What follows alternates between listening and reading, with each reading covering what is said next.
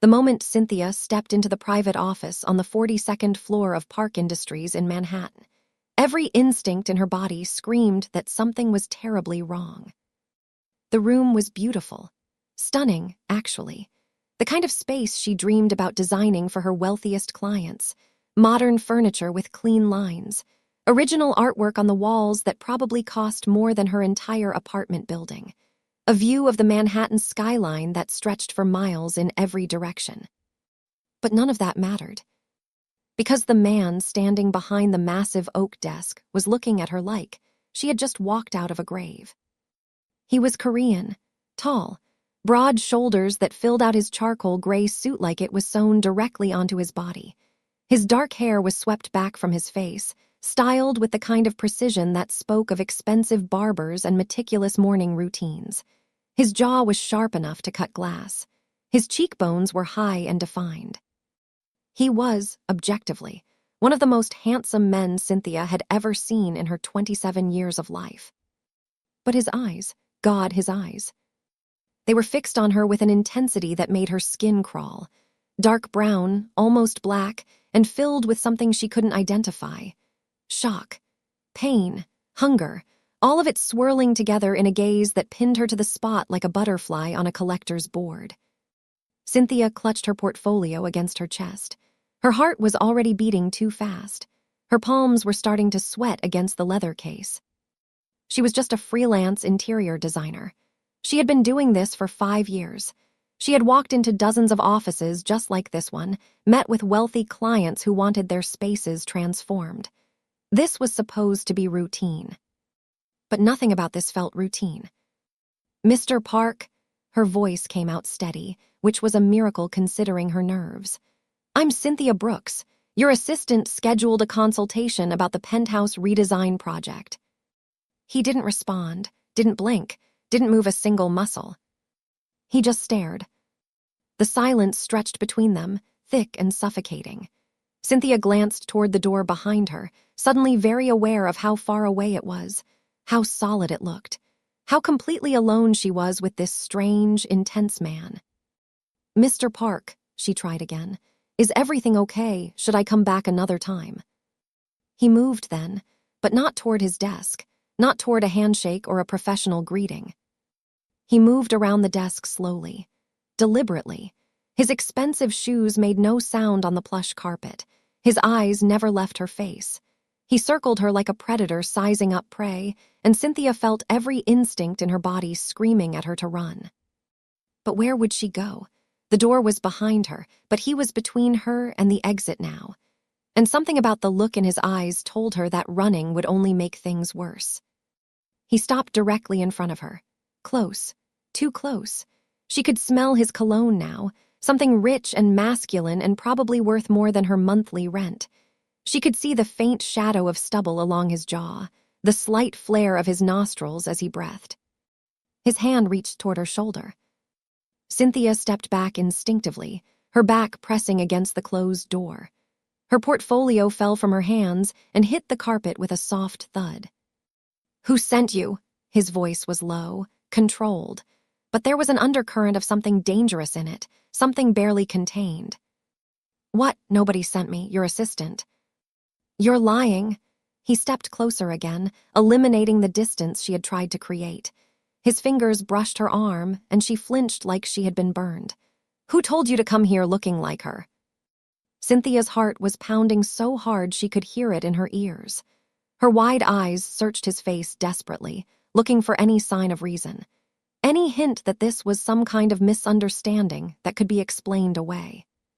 She found nothing but intensity, obsession. A man looking at her like she held the answer to every question he had ever asked. "Looking like who?" The words came out as barely more than a whisper. His jaw tightened. Something flickered in his gaze. Pain, rage, longing, all tangled together in a way that made her stomach flip with fear. "My wife." The words hung in the air between them. Heavy, impossible, completely insane. Cynthia opened her mouth to respond, to tell him he was crazy, to demand that he let her leave, to scream for help. But nothing came out.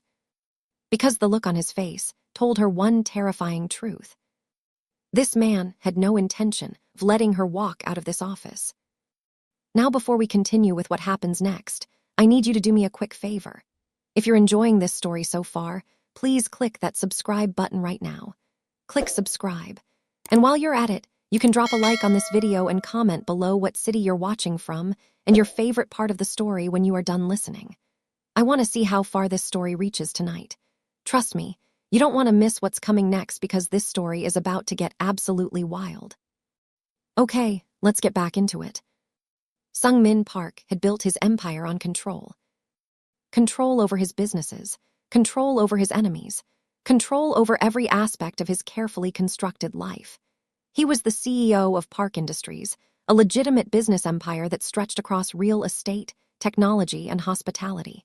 His buildings dotted the skylines of Manhattan, Beverly Hills, and San Francisco. His tech investments had made him a billionaire 3 times over. His name appeared in Forbes every year without fail.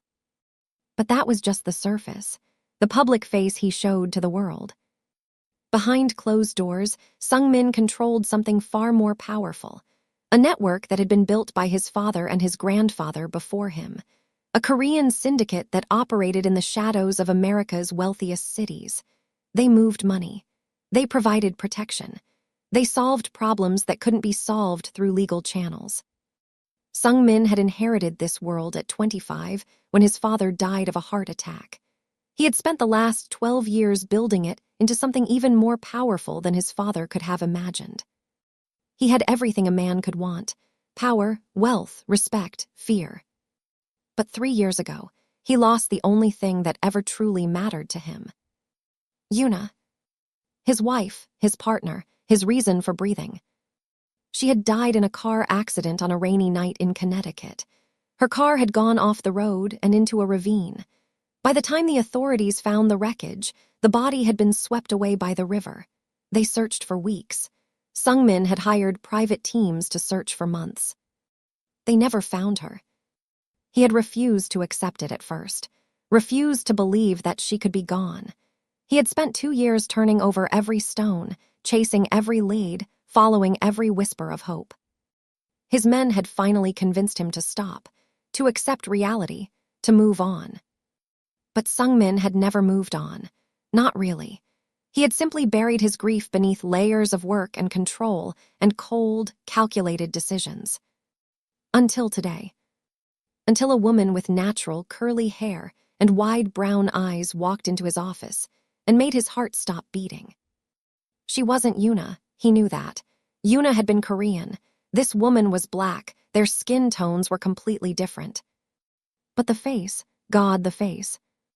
The same delicate bone structure, the same shape of the eyes, the same curve of the lips, the same way she tilted her head when she was confused. Even the way she clutched her portfolio against her chest reminded him of how Yuna used to hold her sketchbook. It was impossible, completely, utterly impossible. And yet, here she was, standing in his office, looking at him with fear in those achingly familiar eyes. "I don't understand what's happening." Her voice trembled slightly, but she was fighting to stay calm. He could see it in the way she squared her shoulders, the way she lifted her chin despite her obvious terror. "I'm just here for a design consultation. I don't know anything about your wife. I've never even met you before." Sung-min studied her for a long moment. His mind was racing, processing information faster than he could consciously track. She was telling the truth. He could see it in her body language. She had no idea who he really was, no idea what she had walked into, no idea that her face had just turned her into the most important person in his world. "What's your name?" he asked. His voice came out calmer now, more controlled. Cynthia Brooks." "How old are you, Cynthia Brooks?" 27, she frowned at the question. "Why does that matter?" 27. Yuna had been 30 when she died, 3 years older than this woman. "Where are you from?" "Newark. I grew up in Newark." Her frown deepened. "Look, I really don't understand what's happening here. If you don't want to proceed with the consultation, that's fine. I'll just go and we can pretend this never happened." She bent down to pick up her fallen portfolio, clearly intending to make her escape. Sungmin's hand shot out and caught her wrist. She froze. Her eyes went wide with fear again. "Let me go." The words came out shaky but defiant. "I can't do that." "What?" "I can't let you leave. Not yet. Not until I understand." "Understand what?" She tried to pull her wrist free, but his grip was like iron. "You're scaring me. Please just let me go." Something in her voice made his chest tighten. She sounded so afraid, so vulnerable, so unlike Yuna, who had never been afraid of anything. But the face, that face. He couldn't let her walk out of here, not until he had answers. Sungmin released her wrist and stepped back, giving her some space. He pulled out his phone and spoke rapidly in Korean, issuing orders to whoever was on the other end. Cynthia watched him with wide, frightened eyes. When he finished the call, she was pressed against the door again, her hand fumbling behind her for the handle. "I'm going to leave now," she said, her voice steadier than before. "And you're not going to stop me. Because whatever is happening here, whatever you think I am, you're wrong. I'm nobody. I'm just a designer from Newark who answered an email about a job." She found the handle, turned it, pulled. The door didn't budge. Her face went pale. "It locks automatically," Sungmin said calmly. "Security feature. Only opens from the inside with my authorization." Cynthia spun back to face him. Now the fear was giving way to anger. Good. Anger was easier to deal with than terror. "You can't keep me here. This is kidnapping. I'll scream. Someone will hear me." "The walls are soundproofed. Another security feature." "I have friends, people who know where I am. They'll come looking for me." "Your meeting was scheduled through a private channel. No one knows you're here except my assistant, and she answers to me." The color drained from Cynthia's face as the reality of her situation sank in. She was trapped in a locked office 42 floors above the street with a man who clearly wasn't going to let her leave. Before she could say anything else, there was a buzz at the door. Sungmin pressed a button on his desk, and the lock clicked open. 2 men in dark suits entered the room. They were large and intimidating, with the kind of build that suggested they were used to physical confrontation. Cynthia looked between them and Sungmin, her fear returning in full force. "Take her to the penthouse," Sungmin ordered. "Make sure she's comfortable, but don't let her leave." "No," Cynthia tried to run, but the men were too fast. They caught her arms gently but firmly, preventing her escape. "You can't do this. Let me go." She struggled against them as they guided her toward the door. She screamed. She kicked. She fought with everything she had. But it wasn't enough. As she was pulled from the office, she looked back at Sungmin one last time. He was standing by his desk, watching her with that same intense, unreadable expression. "Why?" she shouted. "Why are you doing this?" He didn't answer, but something in his eyes shifted, something that almost looked like pain. The door closed behind her, cutting off her view of him. And Cynthia realized with horrible certainty that her life had just changed forever. Cynthia woke up in a bedroom that looked like it belonged in a magazine. The bed she was lying on was massive, king-sized at least, with sheets that felt like liquid silk against her skin. The headboard was upholstered in cream-colored leather. The mattress was so soft it felt like sleeping on a cloud. The room itself was decorated in neutral tones. Cream walls, champagne-colored curtains, furniture in soft grays and muted golds. Everything looked expensive. Everything looked carefully curated. Everything looked like a prison designed to make its captive forget she was trapped. Cynthia sat up slowly, her head pounding. She remembered struggling with the guards, remembered being brought to a car, remembered a needle prick in her arm.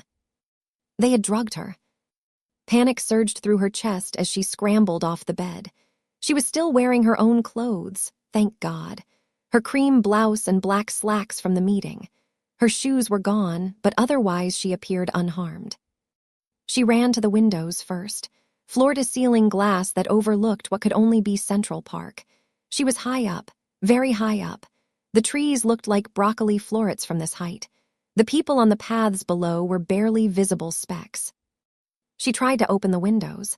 They didn't budge, sealed shut. She ran to the door next. A heavy wooden thing that looked antique but felt like it was reinforced with steel. She pulled the handle. Locked. She pounded on it with her fists. "Help! Someone help me! I've been kidnapped." No response. Nothing but silence from the other side. She ran back to the windows and looked for any kind of latch or emergency release. Nothing. The glass was probably bulletproof. She searched the room for her phone, her purse, anything she could use to call for help. All of it was gone. Even her watch had been taken. Cynthia sank to the floor with her back against the bed and tried to control her breathing. Her heart was racing. Her hands were shaking. She felt like she might throw up. Think, she told herself. Think. She was trapped in what appeared to be a luxury penthouse in Manhattan. She had been kidnapped by a man who thought she looked like his dead wife. She had no phone, no wallet, no way to contact anyone. Her best friend Monique knew she had a meeting today, but not where. Her landlord wouldn't notice she was missing for days. She had no family to wonder where she was, no boyfriend to raise an alarm. Nobody was coming to save her. The realization hit her like a punch to the stomach. She was completely, utterly alone. Tears began to stream down her face despite her best efforts to hold them back. She had worked so hard to build a life for herself, to escape the foster care system that had raised her, to become someone, to matter. And now she was a prisoner because of her face, because she happened to look like some dead woman she had never even heard of. It was so unfair, so completely, cosmically unfair. Cynthia cried until she couldn't cry anymore. Then she wiped her face with her hands, took a deep breath, and forced herself to stand up. Self-pity wasn't going to get her out of here. She needed to think. She needed a plan. She spent the next hour going over every inch of the room. The bathroom was attached and stocked with expensive toiletries. No window, no other exit. The closet was empty except for a few hangers. The furniture was all too heavy to move or use as a weapon. She tried prying at the door hinges with a hairpin she found in the bathroom. No luck. She tried breaking the window with a decorative sculpture. It didn't even leave a scratch on the glass. She was still trying when the door finally opened. Cynthia spun around, her heart leaping into her throat. A woman entered, Korean, probably in her mid-30s. Her hair was pulled back in a severe bun, and her face was completely expressionless. She was wearing a tailored black dress and carrying a garment bag. "Miss Brooks," her voice was flat, professional, cold. "I am Hannah, Mr. Park's personal assistant." "I want to leave," Cynthia said immediately. "You can't keep me here. This is illegal. I'll go to the police." Hannah's expression didn't change. "Mr. Park requests your presence for dinner. You will find appropriate attire in this bag." She hung the garment bag on a hook by the closet door. "I'm not having dinner with my kidnapper." "You will eat, one way or another." Hannah's tone remained completely neutral, but there was something in her eyes that suggested she wasn't making an idle threat. "Dinner is in 1 hour. I will return to escort you." She turned to leave. "Wait," Cynthia grabbed her arm. "Please, you have to help me. I don't know what's happening. I don't know why he's doing this. I'm just a designer. I'm nobody." Hannah looked down at the hand on her arm, then back up at Cynthia's face. For a moment, something flickered in her expression, something that might have been sympathy. Then it was gone. "Mr. Park will explain everything at dinner. I suggest you cooperate." She pulled her arm free and walked out. The door locked behind her with a decisive click. Cynthia stood alone in the room, shaking with frustration and fear. 1 hour later, she was escorted to a dining room that took her breath away despite her circumstances. The space was enormous. A long table made of dark wood dominated the center, surrounded by chairs upholstered in deep burgundy leather. Crystal chandeliers hung from the ceiling, casting warm light over everything. One entire wall was made of windows, offering a view of the city that sparkled like 1,000,000 diamonds in the evening darkness. Sungmin was already seated at the head of the table. He had changed from his suit into something more casual. A black button-down shirt with the sleeves rolled up, revealing forearms that spoke of regular visits to a gym. His hair was slightly less perfect now, as if he had run his hands through it multiple times. He looked up when she entered. His eyes did that thing again, that intense starring thing that made her feel like he was seeing someone else when he looked at her. Cynthia had refused to wear the dress in the garment bag. She was still in her own blouse and slacks, wrinkled now from sleeping in them. It was a small act of defiance, but it was all she had. "Please sit," he gestured to the chair at his right hand. "I'd rather stand." "Suit yourself." He picked up a glass of wine and took a slow sip, watching her over the rim. The silence stretched between them, thick with tension. Finally, Cynthia couldn't take it anymore. "You must have questions. That's what you said earlier, before you had your goons drug me and drag me here against my will." "I do have questions, but first I want to show you something." He reached into his pocket and pulled out a photograph. He slid it across the table toward her. Cynthia didn't want to look. She didn't want to play whatever game he was playing, but curiosity got the better of her. She picked up the photograph. Her blood ran cold. It was a picture of a Korean woman at what appeared to be a garden party. The woman was laughing at something off camera, her head tilted back with joy. She was wearing a white sundress. Her hair was long and dark, flowing over her shoulders. She looked elegant, kind, happy. She looked exactly like Cynthia. Not similar, not resemblant, exactly like her. The same bone structure, the same eyes, the same smile, the same way of tilting her head. If Cynthia didn't know better, she would have thought she was looking at a photograph of herself. But that was impossible. She had never worn that dress, never been to that party, never smiled like that with such carefree joy. "Her name was Yuna," Sungmin said quietly. "She was my wife. She died 3 years ago." Cynthia stared at the photograph, her mind struggling to process what she was seeing. "This is insane." Her voice came out shaky. "I'm not your wife. I'm not anyone's wife. I'm a designer from Newark. I know who you are.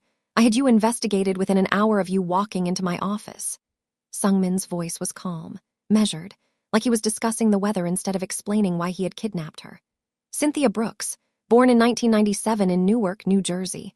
No birth parents on record. Raised in the foster care system. Aged out at 18. Put yourself through community college while working 3 jobs. Built a small but successful interior design business from nothing." Cynthia felt exposed, violated. This stranger knew more about her life than some of her friends did.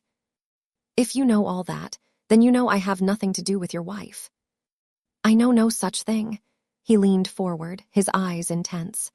"Yuna was also adopted. She was raised by a wealthy Korean family in Los Angeles. She never knew her birth parents. She searched for them for years before we met. She never found them." Cynthia's hands trembled as she held the photograph. "What are you saying?" "I'm saying that 2 women who look identical don't exist by accident. I'm saying that Yuna spent her whole life wondering where she came from. I'm saying that you appeared in my office looking like her ghost, and I don't believe in coincidences." The room felt like it was spinning. Cynthia grabbed the edge of the table to steady herself. This couldn't be real. This couldn't be happening. She was a nobody from Newark. She had no family, no history, no roots. She was nobody. "I want to leave." The words came out weak, desperate. "Please, I can't help you. I don't know anything about your wife or where she came from. I'm nobody." Sungmin studied her for a long moment. Something shifted in his expression, something that almost looked like compassion. "You're not nobody," he said quietly, "and until I understand why you exist, you stay." Cynthia wanted to argue, wanted to scream, wanted to throw the photograph in his face and demand her freedom. But the woman in the picture seemed to stare back at her. That face, that impossible, undeniable face. What if there were answers here? What if this nightmare was connected to the questions she had asked herself her entire life? Who am I? Where do I come from? Why did nobody want me? She sank into the chair beside him, all the fight draining out of her. "What do you want from me?" she whispered. "The truth, whatever it is." Later that night, Cynthia lay awake in the locked bedroom, staring at the ceiling. She should be sleeping. She should be conserving her strength for whatever tomorrow would bring. She should be planning her escape. Instead, she was thinking about the photograph. About Yuna. About the impossible coincidence that had brought her here. She had spent her entire childhood wondering about her birth parents, wondering why they had given her up, wondering if there was something wrong with her that made her unlovable, unkeepable. Foster home after foster home, each one temporary, each one a reminder that she didn't belong anywhere. She had stopped wondering eventually, had convinced herself that it didn't matter, that she was better off not knowing, that she had built a life for herself and that was enough. But now, in the darkness of her gilded cage, the old questions came flooding back.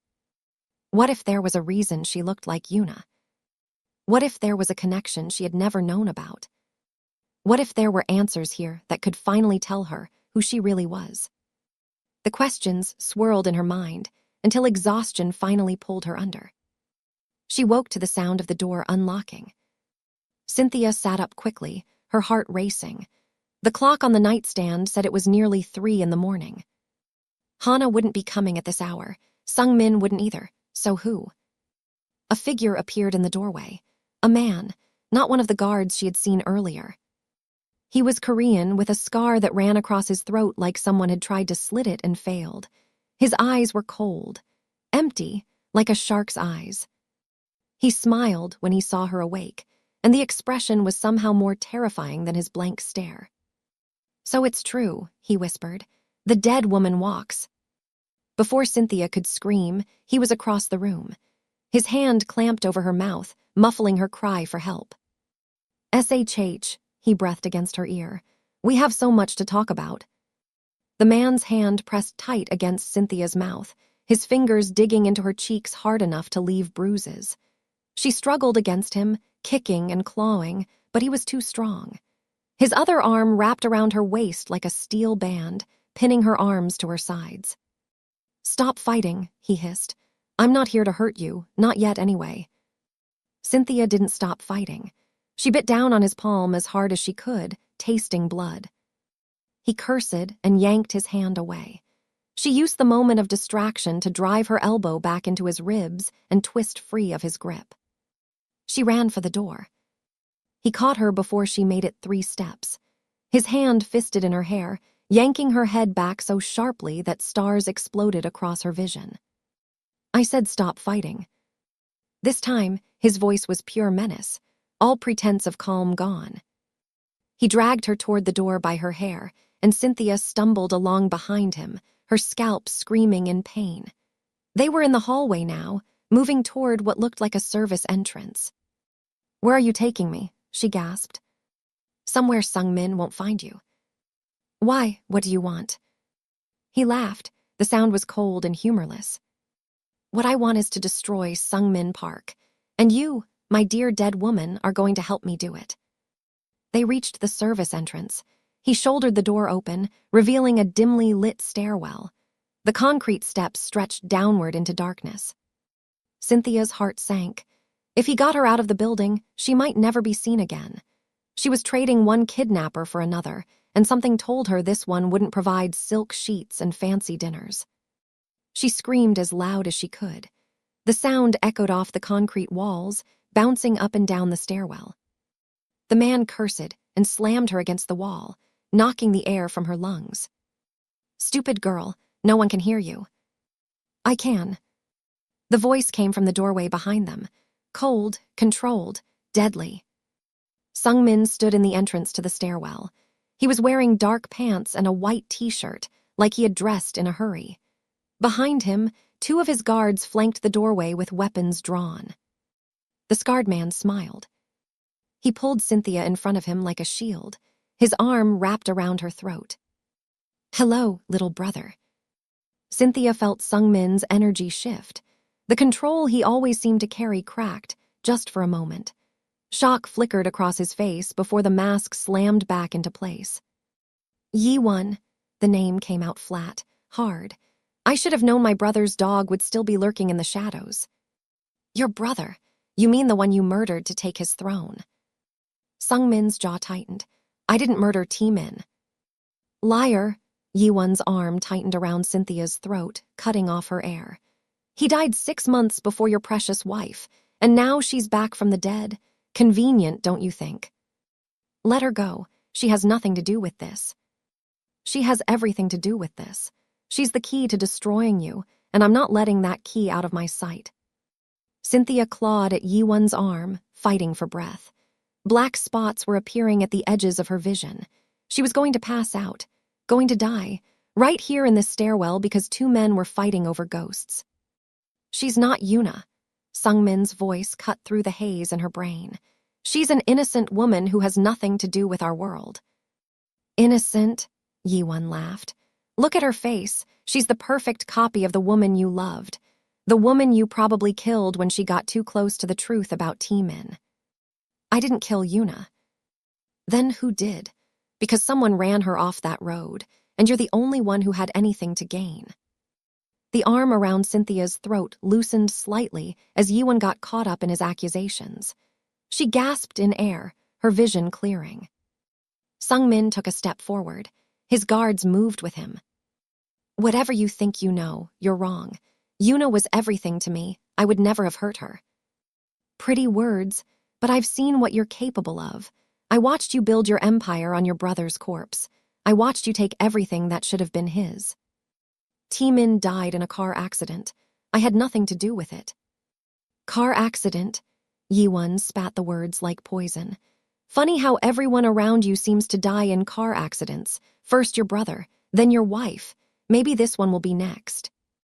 His arm tightened around Cynthia's throat again. Sungmin moved. It happened so fast that Cynthia barely processed it. One moment, Yiwon had her trapped.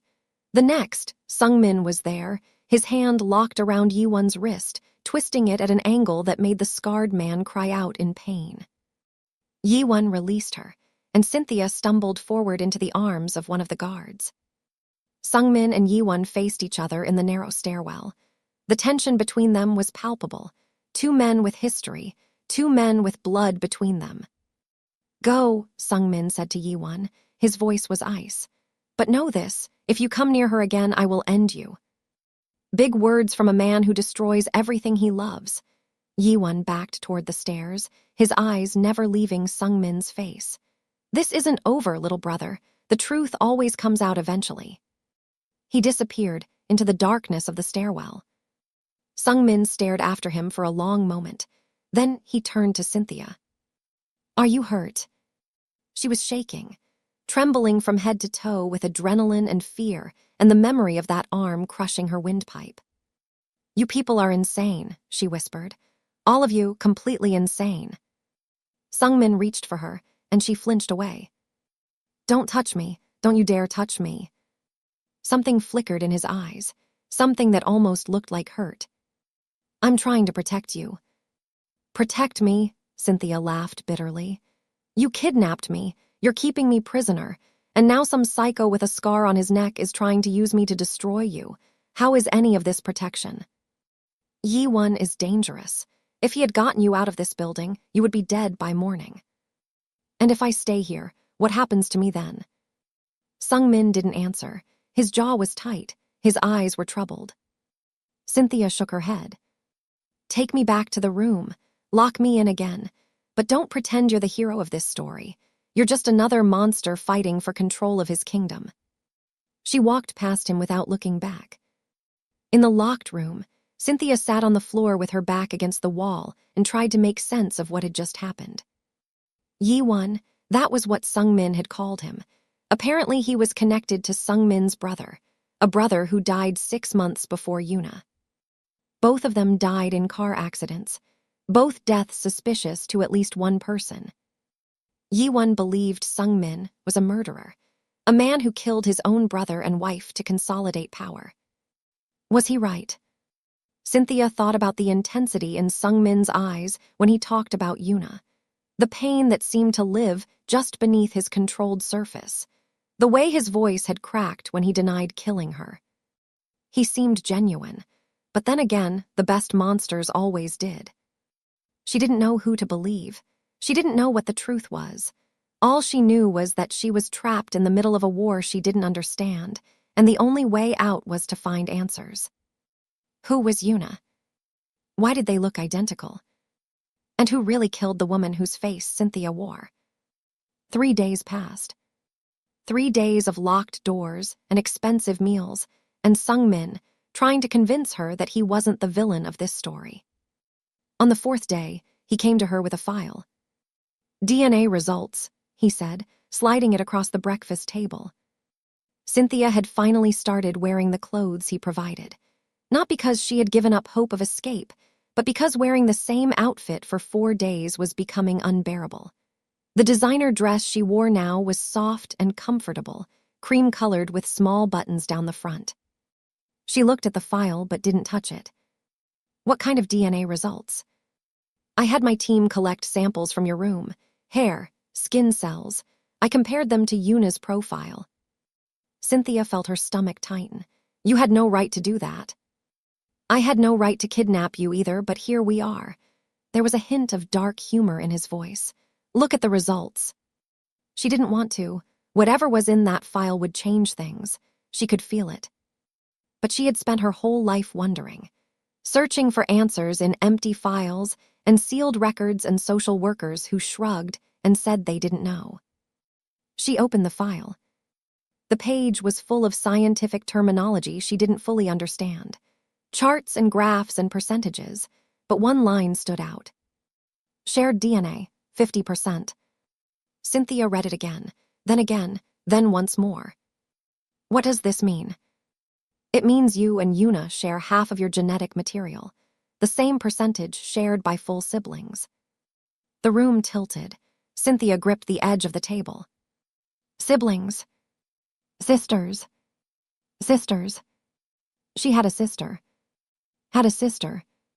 Past tense. I have a sister, Cynthia whispered. Then, as the full weight of it hit her, had a sister, and she's dead, and I never even knew she existed. The tears came without warning, hot and sudden and completely beyond her control. They streamed down her face as something inside her broke open.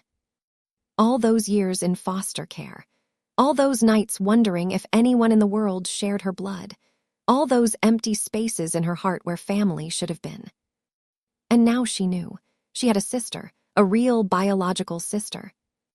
And she would never meet her, never know her, never hear her voice or learn her laugh or find out what they might have had in common. Yuna was dead. Cynthia's sister was dead. And Cynthia had never even known her name. Sung-min watched her cry. For once there was no intensity in his gaze, no hunger or obsession, just sadness. He moved from his chair and knelt beside hers. He didn't touch her, just stayed close, present. Yuna searched for her birth family, he said quietly. She spent years looking, hired investigators, followed leads across the country. She never found them. Cynthia wiped her eyes with shaking hands. What happened to them? Our parents? We don't know yet. My team is still investigating. But we know this much. You and Yuna were born in Newark in 1997 and 1994, respectively. 3 years apart. Same mother, same father. Then why were we separated? Why didn't anyone tell me? We're working on that. Cynthia looked at the DNA results again, the numbers that confirmed what her face had already suggested. She was connected to Yuna, really connected. Not just a strange coincidence, but blood, family. And someone had killed her family. Who did it? Her voice came out harder than before. The grief was already transforming into something else, something fiercer. Who killed her? Sung-min's jaw tightened. I don't know, but I'm going to find out. Yiwon thinks it was you. Yiwon is wrong. Prove it. He met her eyes. There was something new in his expression now. Respect, maybe. Like he was finally seeing her as something more than just a face. That's exactly what I intend to do. Over the next week, Cynthia went from prisoner to something more complicated. She still couldn't leave. The doors were still locked. Her phone was still gone, but Sung-min began including her in his investigation, sharing information, asking for her input. She learned more about Yuna, her childhood in Beverly Hills with her adopted parents, her career as an art curator, her marriage to Sung-min 4 years before her death. She learned about the night Yuna died, the rain, the winding road in Connecticut, the car that went off a cliff and into a river, the body that was never found. She learned about Sung-min's obsessive search, the 2 years he spent refusing to accept her death, the private investigators and the dive teams and the endless hope that she might somehow still be alive. And she learned about Taemin, Sung-min's older brother, the heir to the family empire who died in his own car accident 6 months before Yuna. Yi-won worked for him, Sung-min explained one evening. They were in his study, surrounded by files and photographs and the ghosts of the past. He was Taemin's right hand. When Taemin died, Yi-won lost everything. He blames me. Did you have anything to do with your brother's death? No, the answer came without hesitation. Taemin and I had our differences. He was older, more traditional. He thought I was too modern, too soft. But he was my brother. I would never have hurt him. Then who killed him? I don't know. The official investigation ruled it an accident, brake failure on a mountain road. But Yi-won never accepted that. He's been convinced it was murder ever since. And Yuna, was her death connected to Taemin's? Sung-min was quiet for a long moment. I never thought so. Taemin died in Korea. Yuna died here, 6 months apart. There was no obvious connection. But now I'm not sure of anything. Cynthia studied his face. In the dim light of the study, he looked older than his years, tired, haunted by questions he couldn't answer. She was starting to understand him. Not trust him, not yet, but understand him. He wasn't the monster Yi-won claimed he was. He was a man drowning in grief and guilt and unanswered questions. A man who had grabbed onto her face like a lifeline because it was the closest he had come to Yuna in 3 years. It wasn't healthy, it wasn't okay, but she understood it. What if they're connected, she asked. Taemin's death and Yuna's, what if someone wanted them both dead? Then we need to find out who, and why. The breakthrough came 2 weeks after Cynthia's kidnapping. Sung-min's investigators had traced the adoptions, followed the paper trails, tracked down social workers and hospital records and sealed files. They found the truth. Cynthia and Yuna had been born to a young woman named Jae-yeon Kim. She was Korean, barely 20 years old. Their father was an American man named James Brooks. He was black, from Newark, working as a musician trying to make it in the jazz scene. They had fallen in love, had 2 daughters together, Yuna first, then Cynthia 3 years later. But Jae-yeon died during Cynthia's birth, complications that the small clinic couldn't handle. She was gone before James could even hold his newborn daughter. James was destroyed, a 23-year-old man with no family support, no money, and 2 children he didn't know how to raise. He made a decision that would shape both of their lives. He gave them up. Yuna, at 3 years old, was adopted by a wealthy Korean family in Los Angeles. The Parks had connections, money, and a strong desire for a daughter. Cynthia, a newborn with no memory of her family, went into the foster care system. James disappeared after that, fell apart from guilt and grief. He died of an overdose 5 years later, never knowing what happened to his daughters. 2 sisters, same blood, same face, separated by circumstance and never knowing the other existed. Until now. Cynthia processed the information in the bedroom that had become her prison and her refuge. She had a history now, a story, parents with names and faces and a tragic love that had brought her into the world. Her mother was Korean, her father was black. That was why she and Yuna looked so similar despite their different skin tones. The same facial structure, the same features, the same blood. She understood now why she had always felt like a ghost, like a piece of something larger that she couldn't quite grasp. She was half of a set, a twin to a sister she would never know. And someone had killed that sister. The grief and the rage tangled together in her chest until she couldn't tell them apart anymore. She needed answers. She needed justice. She needed to look into the eyes of whoever had taken Yuna from this world and make them pay. The video arrived at midnight. Cynthia was asleep when the phone buzzed. Not her phone, a burner device that had been smuggled into her room somehow. She didn't know how. She didn't know by whom. The message was simple, just a link. She shouldn't have clicked it. She knew that. Any sensible person would have brought it straight to Sungmin. But sensible had gone out the window weeks ago. She clicked the link. The video was grainy, security footage from what looked like a highway somewhere. The timestamp said it was from 3 years ago, the night Yuna died. Cynthia watched as a car moved along the winding road. A silver sedan. Yuna's car, she realized. The car she had been driving when she went off the cliff. There was another car behind it. Black, expensive, following too close.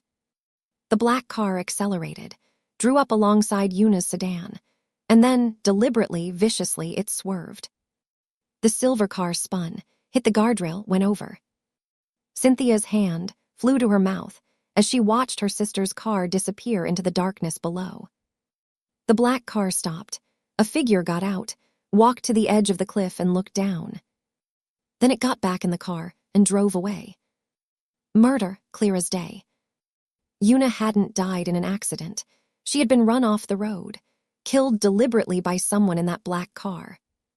Cynthia paused the video, rewound it, watched the moment of impact again. The black car, something about it was familiar. She zoomed in on the license plate. The image was blurry, but she could make out enough. Her blood went cold. She recognized that plate. She had seen it in the parking garage of this very building. It was Sungmin's car. The confrontation happened in the study. Cynthia burst through the doors without knocking, the burner phone clutched in her hand like a weapon. Sungmin looked up from his desk, surprise flickering across his face. "How did you get out of?" "You killed her." Cynthia's voice was steady, cold, the voice of a woman who had just watched her sister die. "You killed my sister." Sungmin went very still. "What are you talking about?" She threw the phone at him. It skidded across the desk and stopped against his keyboard. "Watch it." He picked up the phone, pressed play, watched. Cynthia saw his face change as the video progressed. Confusion, horror, and something else, something that looked like recognition. When the video ended, he was pale. His hands were shaking. "That's my car."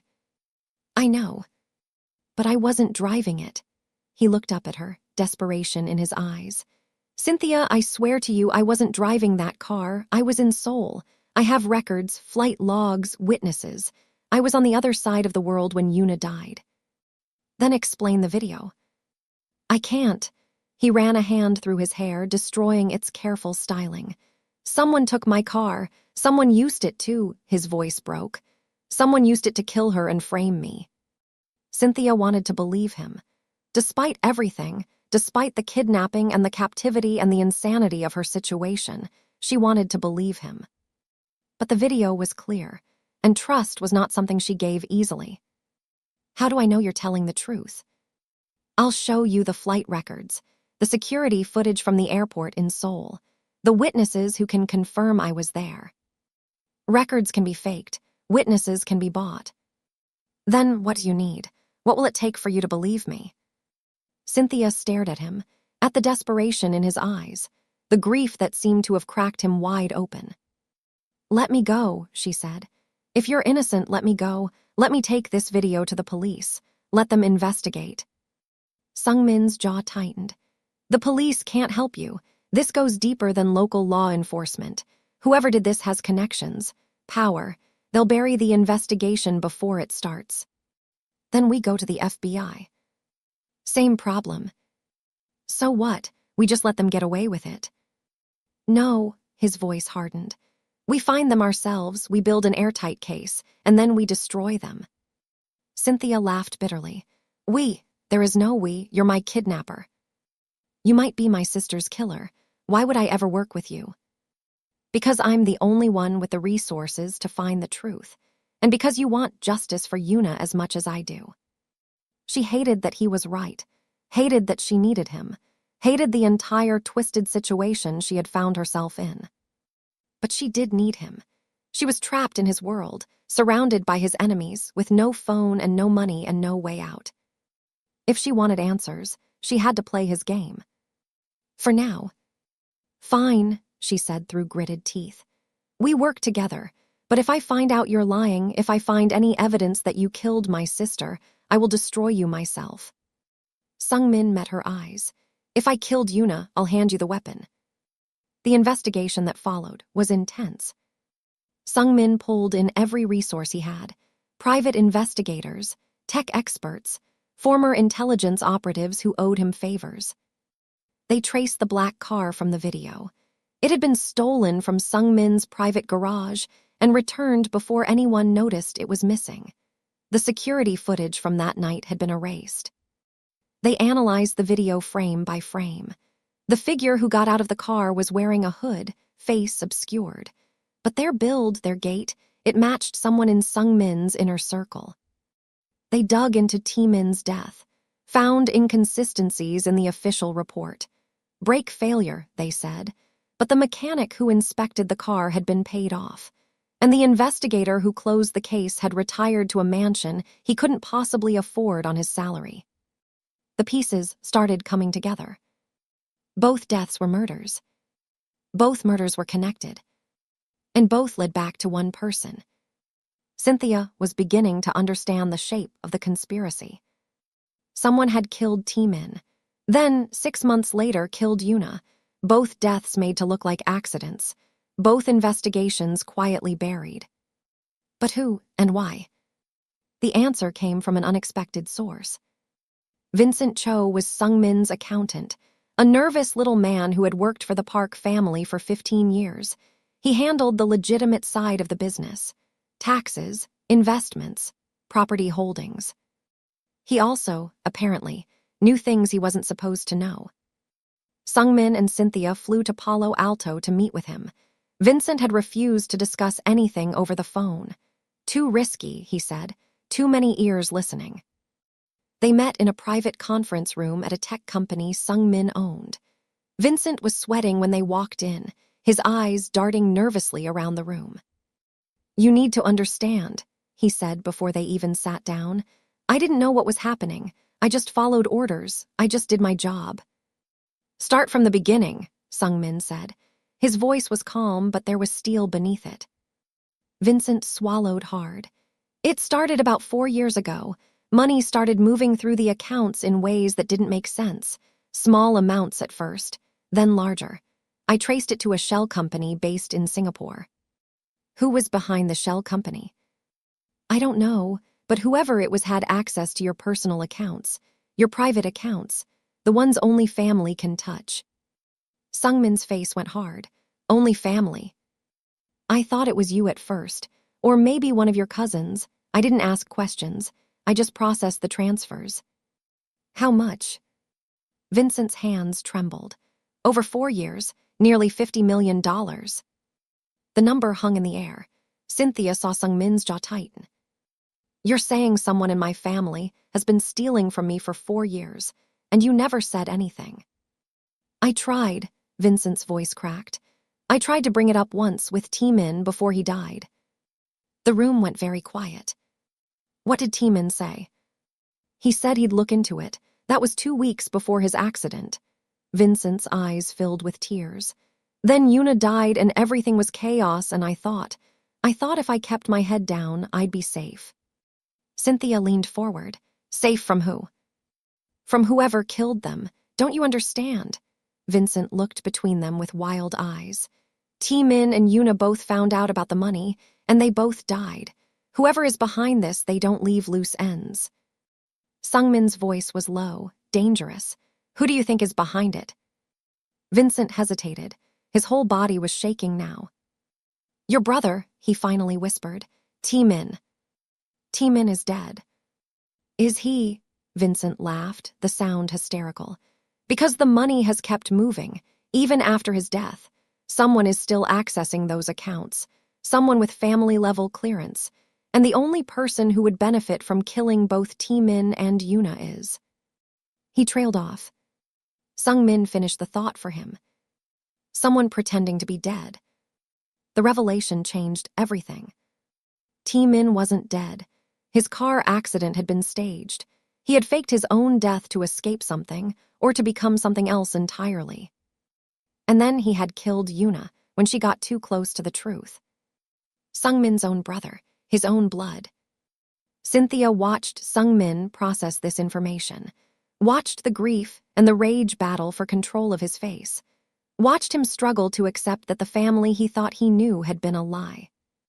Why, he finally asked, why would Min do this? Power, Vincent suggested weakly. Money, he always resented being passed over for the leadership role. When your father chose you instead of him, he was furious. That was years ago. He said he accepted it. He lied. He's been building something in the shadows ever since. His own network, his own empire, funded by your money. Cynthia thought about Yiwon, about his accusations, his insistence that Sungmin had killed Min. Yiwon, she said suddenly. He works for Min, he must know the truth. Yiwon thinks I killed his master. He's been trying to destroy me for years. Or maybe he knows Min is alive. Maybe he's been working for him this whole time. Sungmin's eyes widened. The break-in, the night Yiwon came for you, he said the dead woman walks, he knew. He was there to take you to Min. Everything clicked into place. Min was alive. He had killed Yuna because she discovered his survival. And now he was coming for Sungmin, using Cynthia, the woman who looked exactly like the wife he murdered, as a weapon.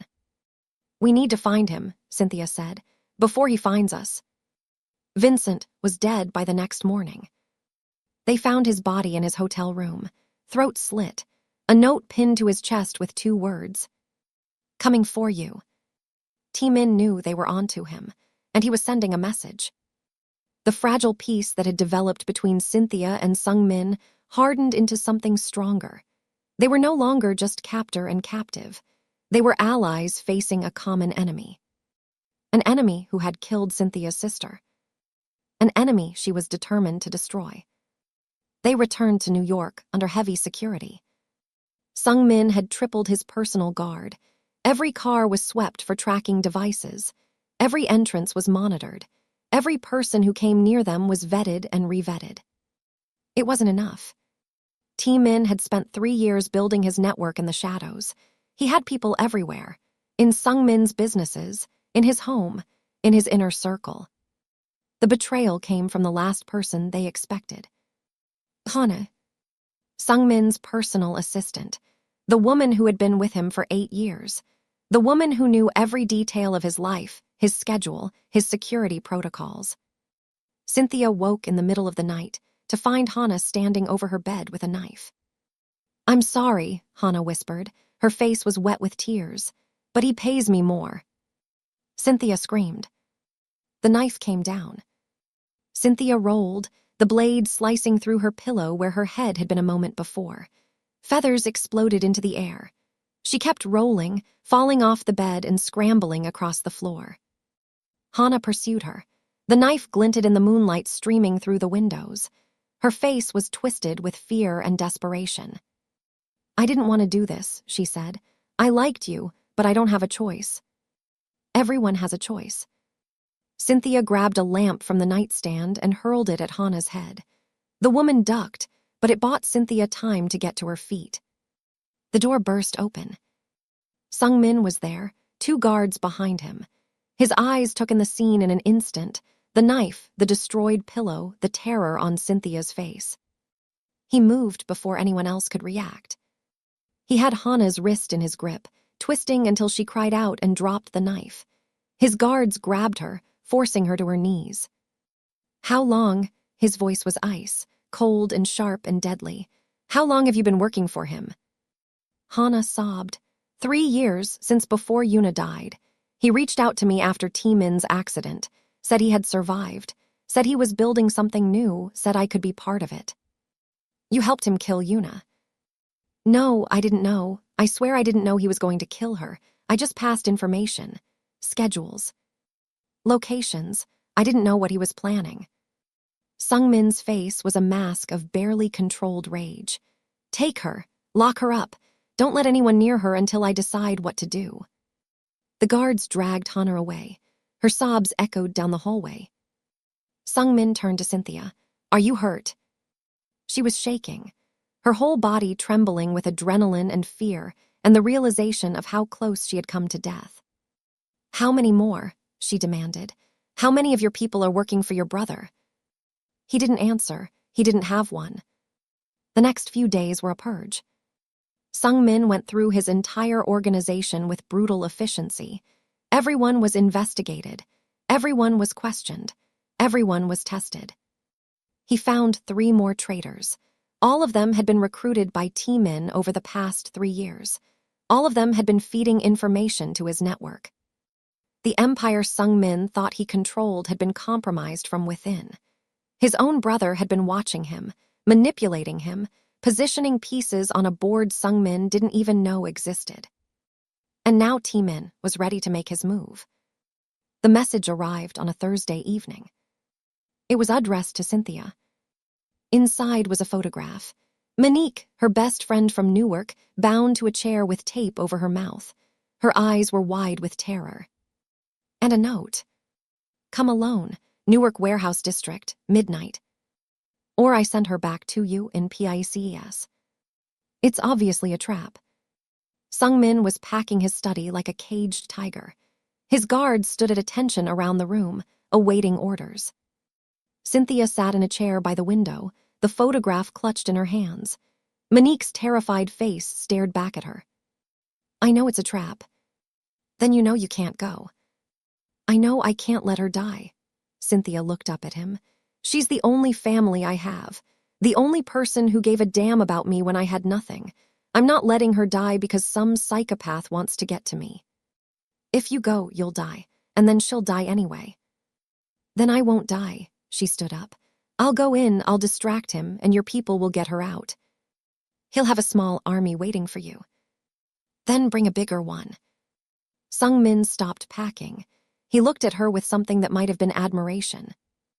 "You're serious?" "I'm always serious about people I love." He studied her for a long moment. The woman who had walked into his office a month ago as a stranger. The woman who looked like his dead wife but was nothing like her. The woman who had gone from prisoner to partner in the strangest circumstances imaginable. "All right," he said finally. "We do this together, but you follow my lead. You do exactly what I say. And if things go wrong, you run, you don't look back, you don't try to save anyone, you run." "I don't run." "You'll learn." The warehouse was in the heart of Newark's industrial district. A massive brick building that had once housed a textile factory. Now it was empty, abandoned, the perfect place for a trap. Cynthia approached the entrance alone. Well, not entirely alone. She had a wire hidden in her clothes, an earpiece tucked into her ear, and somewhere in the darkness around her, Sungmin's people were waiting. But to anyone watching, she was a lone woman walking into the mouth of the beast. The doors were unlocked. She pushed them open and stepped inside. The interior was vast and empty, concrete floors, metal rafters high overhead, broken windows that let in shafts of pale moonlight. And in the center of it all, Monique. She was tied to a chair, just like in the photograph, tape over her mouth, tears streaming down her face. And standing behind her, one hand on her shoulder, was a man who looked like a twisted reflection of Sungmin. T-Min. He was older than Sungmin by a few years. Similar build, similar features, but where Sungmin's face was controlled and intense, T-Min's was cruel. Cold, the face of a man who had lost whatever humanity he once possessed. "Cynthia," he smiled, and it didn't reach his eyes. "So good of you to come." "Let her go." "All in good time." He gestured to the empty space around them. "First, let's have a conversation." "I have nothing to say to you." "No, not even thank you, for bringing you and your sister together in a sense." His smile widened. "Oh, that's right, you never got to meet her, because I killed her." Cynthia felt rage surge through her chest. Hot and blinding, she wanted to charge at him, to tear him apart with her bare hands. But Monique was right there. One wrong move and she was dead. Why? She forced herself to ask. Why did you kill her? Because she was going to ruin everything. Timin began to circle Monique's chair, one hand trailing across her shoulders. My dear, meddling sister-in-law, she found out I was alive, found out about the money. She was going to tell Sungmin I couldn't let that happen. So you murdered her. I removed a threat. There's a difference. And Sungmin, what about him? Timin's expression darkened.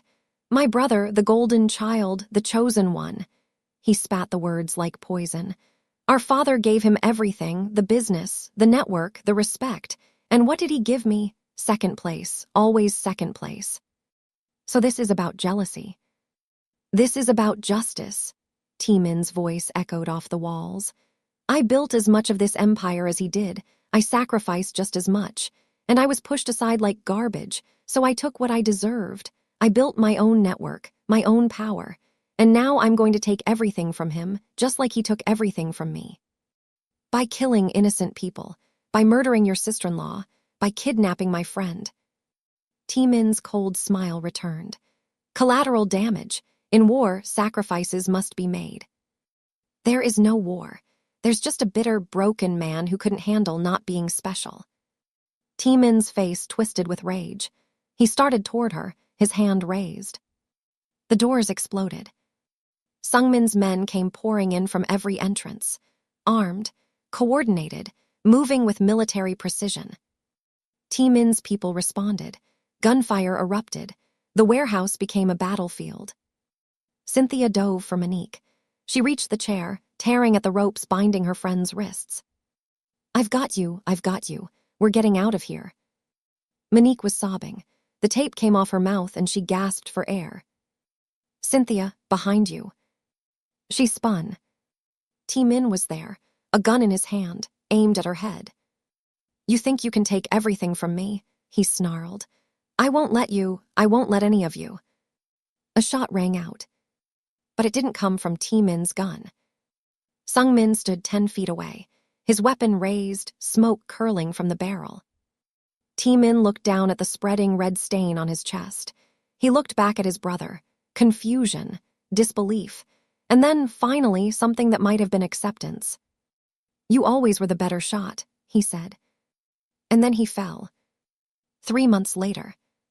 Cynthia stood at the window of her new apartment in Manhattan, watching the city come alive below her. The sun was just rising, painting the skyscrapers in shades of gold, pink, and orange. The coffee in her hand was warm, and for the first time in months, she felt something close to peace. 3 months since the warehouse. 3 months since Timin fell. 3 months since the nightmare finally ended. So much had changed. Timin had survived the gunshot.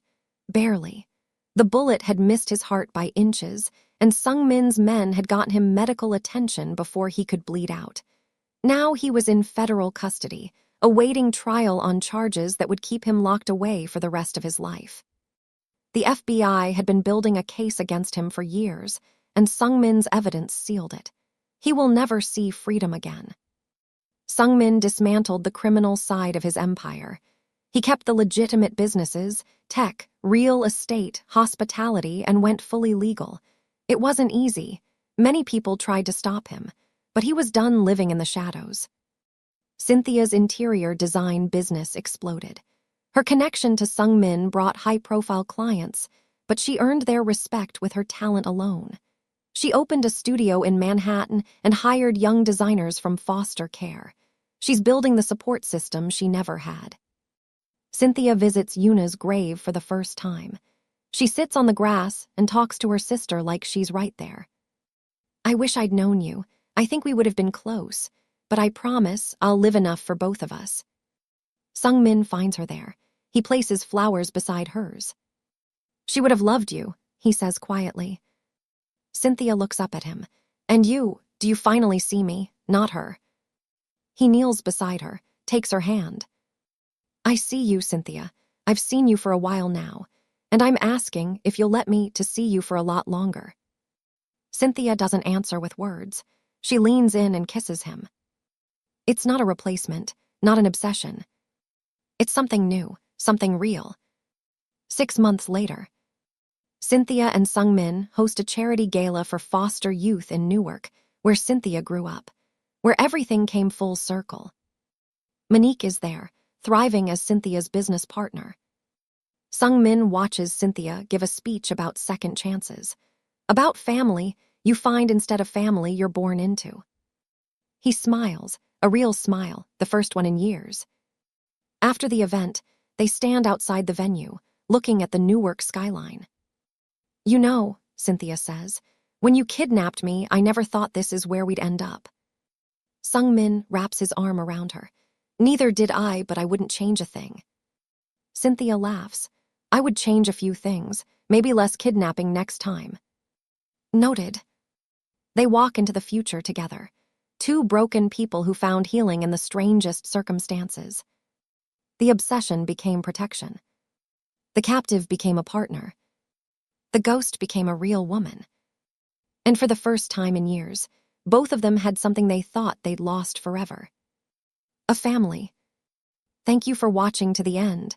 Please remember to click the subscribe button and make sure you like this video, and tell me in the comments where you're watching from.